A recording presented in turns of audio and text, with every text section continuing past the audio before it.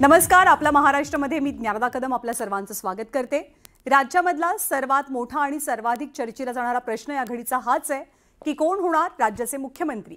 याच मुख्यमंत्री पदावरनं महायुतीमध्ये दावे प्रतिदावे चांगलेच रंगलेत।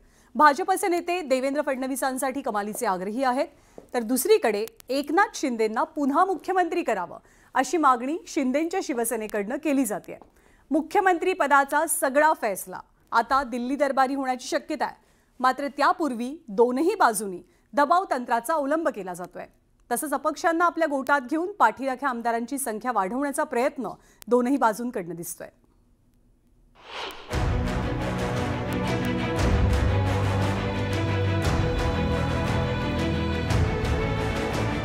विधानसभा निवडणुकीत भाजपनं जबरदस्त कामगिरी केली।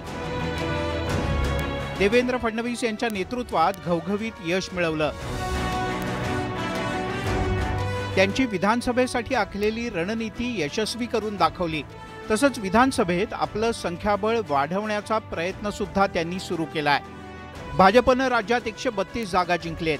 तसंच छोटे पक्ष आणि अपक्ष अशा एकूण 5 आमदारांनी भाजपला पाठिंबा दिलाय। यामध्ये राष्ट्रीय समाज पक्षाचे रत्नाकर गुट्टे, जनसुराज्य पक्षाचे विनय कोरे आणि अशोक माने, युवा स्वाभिमान पक्षाचे रवी राणा आणि अपक्ष शिवाजी पाटील यांचा समावेश आहे। या अपक्षांच्या पाठिंब्यामुळे विधानसभेत भाजपचं संख्याबळ 137 वर जाऊन पोहोचलंय। त्यामुळेच भाजपकडून मुख्यमंत्री पदासाठी देवेंद्र फडणवीस यांचं नाव पुढे केलं जात आहे। आमचं केंद्रीय नेतृत्व देवेंद्रजी आणि आमचा महाराष्ट्रातला भारतीय जनता पक्ष हा नीट समन्वय साधून आहे।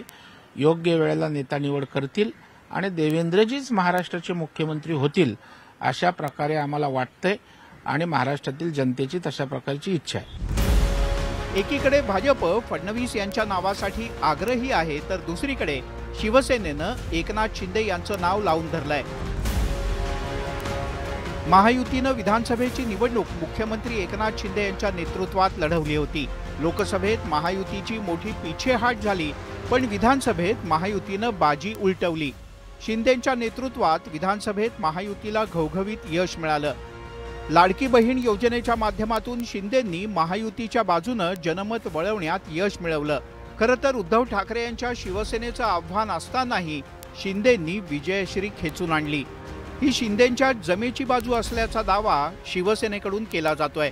दरम्यान शिंदेंनी सुद्धा काही अपक्षांना गळाला लावून विधानसभेत आपलं संख्याबळ वाढवायला सुरुवात केली आहे। शिंदेंच्या नेतृत्वात शिवसेनेनं 57 जागा जिंकल्या, तर जुन्नरचे अपक्ष आमदार शरद सोनावणे आणि शिरोळमधून निवडून आलेले राजेंद्र पाटील यड्रावकर यांनी शिंदेंच्या शिवसेनेला पाठिंबा दिलाय। त्यामुळे विधानसभेत शिवसेनेचं संख्याबळ आता 59 वर पोहोचलंय आणि त्यामुळेच शिवसेनेकडून मुख्यमंत्री पदासाठी एकनाथ शिंदे यांच्या नावाचा आग्रह केला जातोय। लोकांमध्ये ते मिसळले, रात्रंदिवस मेहनत घेतली आणि एक महाराष्ट्राचा चेहरा म्हणून त्यांनी काम पाहिलं।